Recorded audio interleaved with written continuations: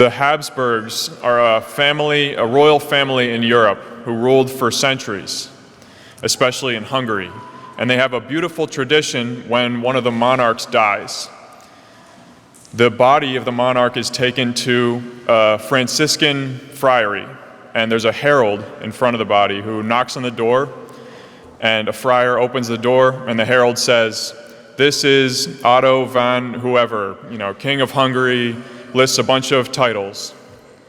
And the friar says, "We don't know him," and closes the door. And then the herald knocks again. Friar opens the door, and the herald says, "This is Otto von whoever. He conquered many peoples. He ruled with justice and prudence. He did all these really good things." And the friar says, "We don't know him," and closes the door. And the herald knocks a third time. The friar opens the door, and this time he says, "This is a poor sinner." And the friar lets him into the friary, and they continue with the funeral mass. And it represents the entrance into heaven, that the king doesn't have anything before God to deserve heaven. Heaven is a gift. It's given to him without any merit of his own. And it's the same for us. We have nothing before God. We just have to recognize our own poverty and trust in his mercy rather than in anything that we have or anything that we have done or accomplished. Today we heard the parable of Lazarus and the rich man, which is a pretty hard-hitting one. Lazarus is poor.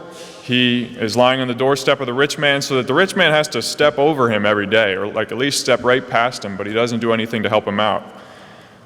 And we're not told exactly why Lazarus goes to heaven, but I think we can guess that because he's poor, he knows that he has nothing but God. He needs God to provide everything for him, so it's easier for him to receive salvation as a gift. Whereas maybe the rich man is used to getting what he wants. Maybe he's accustomed to powerful people doing what he wants them to do. And he thinks that God will be the same way, that he should just be given heaven because he deserves it.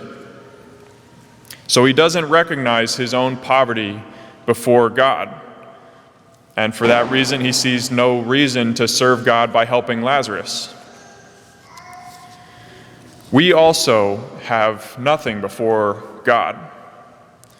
It's tempting to think sometimes that of course I'll go to heaven. Of course God will give me good things because I deserve it, maybe because I've done good things.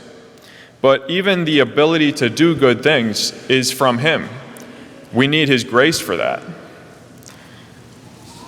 So we always have to rely on him, especially on the sacraments, for him to provide for us everything that we need, including the grace to live for others, to live for him.